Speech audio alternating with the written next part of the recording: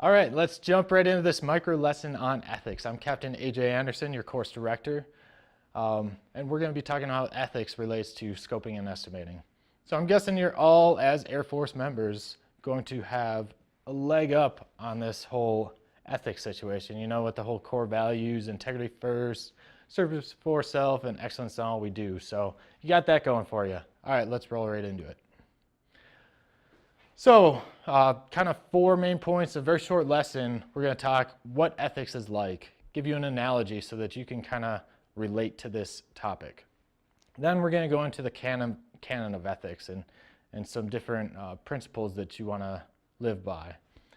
Also, know your limits, and we'll talk about how your expertise and the decisions you make are going to affect this ethically. And lastly, independent government estimates and the ethics surrounding that topic. So, ethics is not one large compromise that's made typically. A lot of you may see some of the ethical poor decisions or dilemmas in the newspaper or articles in the Air Force Times or something of how someone made a poor ethical decision. Likely, they did not start off coming into work that day and saying, oh, I'm going to make this terrible decision. They probably had this snowball effect of many small, poor decisions day in and day out that eventually led to something that was, I guess, illegal, immoral, and they were charged for it that way. But just know that each decision you're going to make on a daily basis with regards to ethics, those can compound and become one large issue. So don't want to belabor that point, but just something to think about. So the Association for the Advancement of Cost Engineering International, formerly known as the American Association of Cost Engineers, now they've gone international, so you see there. But here's a few of the principles that they kind of go by in the private sector, and we've adapted those to more public agency focus, what we're concerned about. So number one, hold paramount health, safety, and welfare of the public. Don't take shortcuts. Don't just exclude things or cut out certain things to stay within project thresholds. That's not the ethical way to do things, to scope or estimate projects. Also, oppose any untrue, unsupported, or exaggerated statements on costs. If you become aware of these, you have to bring them to light. That WEG that someone may have thrown out at a staff meeting, that should not follow through and go through all the project documents. Just recently, in a homework assignment someone submitted, I saw one statement that said, I feel like that estimate was just a little bit low. I think we should add a 10% buffer. Now, we shouldn't be just adding these untrue or unsupported buffers just because, hey, we're typically over 20% on our costs, so let's throw a 20% buffer on that. Not the right way to do things. There are going to be certain percentages and things that we add during our cost estimating portion, and we'll get into those later on, but those are actually true, supported, and unexaggerated percentages that we'll actually use. So if the estimate shows that the project's not going to succeed, we must advise leadership. Leadership still has an option to say go, no go with that project, or hey, we may need to re-vector in how we're looking at attacking this project. But if we're not going to advise leadership, they're not going to be able to have that say in that. So we need to advise them if it becomes known that that scope and estimate is not going to be a successful project. Do not distort, mislead, or falsify estimates just to secure a project. It's not considered a win just to mislead or falsify statements, just to get that project approved or funded, only to further down the line in our contracting phase or the execution phase, and that's going to fail miserably. So we don't want to just distort things up front just in hopes that we're going to approve and secure this project and have way further problems down the line. Express cost opinions only based on adequate knowledge and conviction. So you and definitely I am not the expert in every craft. This course is going to identify some triggers, make you just dangerous enough in your job. Use that knowledge and also the knowledge of those around you to make sound cost estimates. Only perform work in which you are qualified, and this relates back to the last one as well. You don't want to try as an R&O estimator, or just based on the knowledge in this course, you're not going to be going out and doing a parametric cost estimate or a quantity takeoff. There's individuals that were trained and educated in those specific cost estimates to be able to do those, and this course is not going to get you there. Last, admit estimating errors when they occur.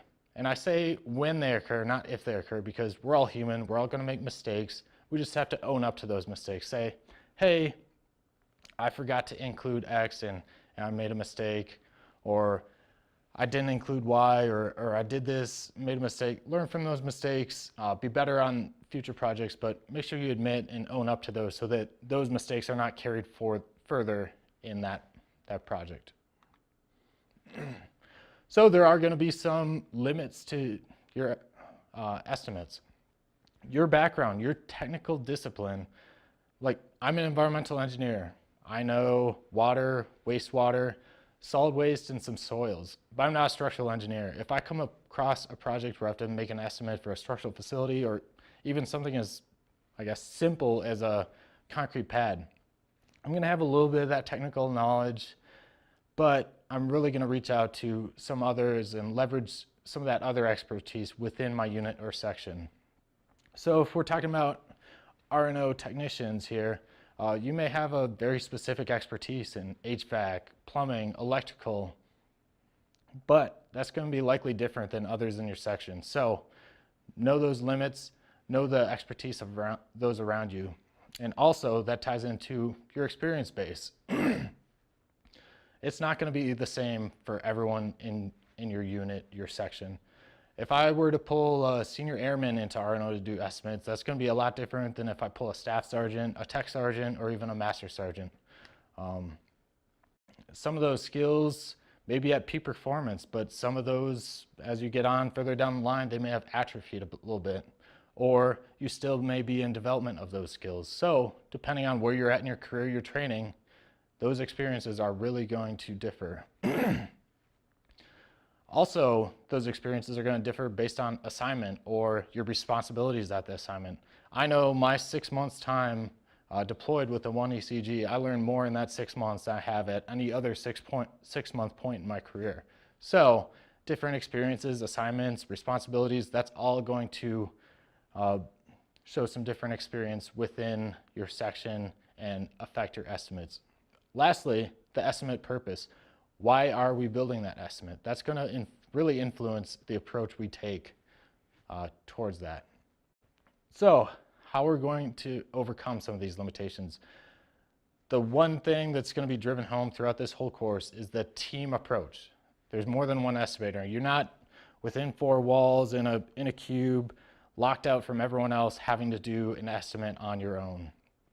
There's going to be other people within your R&O section, your engineering section, or definitely in ops engineering that are going to have knowledge and expertise, and you need to leverage that knowledge and expertise to make sure that we're doing proper estimates. Also, internal reviews. Says it directly in the playbook. Within ops engineering, these estimates should be internally reviewed.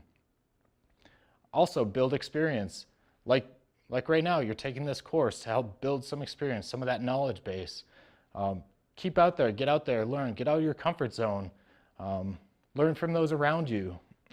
Also, make sure you share that knowledge for those that are coming after you.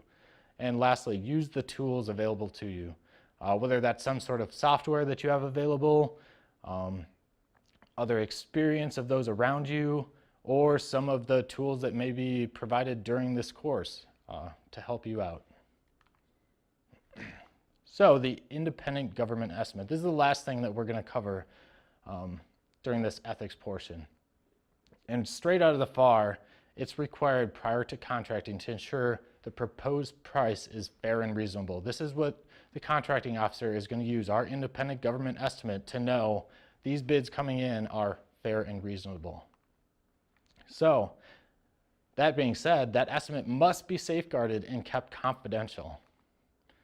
So in no event should we be disclosing the magnitude of that government estimate? A lot of this is it's going to be a little more slightly geared towards those in the engineering flight because they're going to have that direct interaction with the contractor and contracting officer. But this also applies those in R&O, for instance, maybe some of those smaller contracts that are held in-house. Also, access to these estimates needs to be monitored and limited to a need-to-know basis. So the bottom line here is it's not a classified document, but it certainly is for official use only. We don't need these things out with public access. That's really going to affect our product down the line and goes against everything in the FAR. That last bullet there, A&E prepared must have a confidential signature. So that is an option for us. Leverage some third-party expertise, an architect engineer firm that can prepare an estimate for us. So you might say that's a little odd because I thought it was an independent government estimate. That's true. So that A&E firm may prepare that estimate for us, but we have the obligation and legal requirement as the government to review that, give our stamp of approval, and then it becomes the independent government estimate.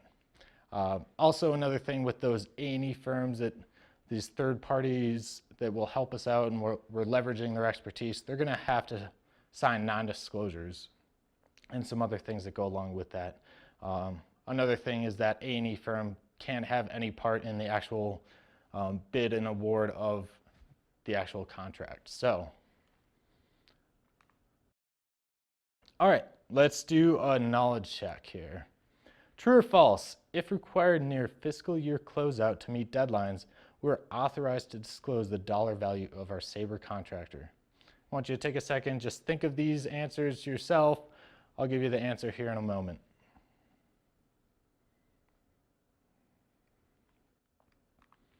This is false, absolutely false. So under no circumstance should we disclose that information. And I know how close that relationship can be between a Sabre contractor and our engineering flight. But under no circumstance should we be disclosing that information. All right, second one, true or false, contractor may provide a dollar value range during the bid process.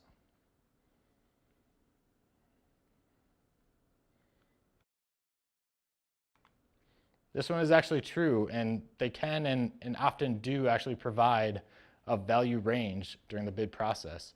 It's not going to be something as narrow as like this project should be between $550,000 and $570,000. It's more likely going to be this project's expected to be below $1 million. Or they may say this project's expected to be between $1 and $2.5 million. So these are quite the ranges, just getting them kind of in the ballpark of thinking where they should be going. But that's up to the contracting officer. That is not our responsibility within CE. Lastly, true or false, an architect engineer service may be used to provide an independent government estimate. This is true, and we just talked about this on the last slide, so I don't want to belabor the point, but remember, they're going to have to sign that non-disclosure statement. We're going to have to review that estimate as the government, give our own stamp of approval, IGE, and then they can't be a part. They're going to be excluded from the actual bidding of that project. So in summary, just remember, it's that snowball effect. It's not going to be that one obvious decision. It's going to be a snowball effect. If you're kind of keep just saying like, oh, well, it's kind of skirting the line, but I think it'll be okay. And then that's going to keep further and further, and then you get to that no point of going back, and then we read about you in the Air Force Times or something like that. So just be aware of that. Live by the Air Force core values: integrity, service, and excellence. We talked about the 7 main points from the AACE canon of ethics and those guidelines and principles to go by when doing your scoping and estimating. Also, know your limits, your expertise, the expertise of those around you, and leverage that expertise. And lastly, independent government estimates. Those are those close hold documents, not classified, but for official use only. That concludes ethics.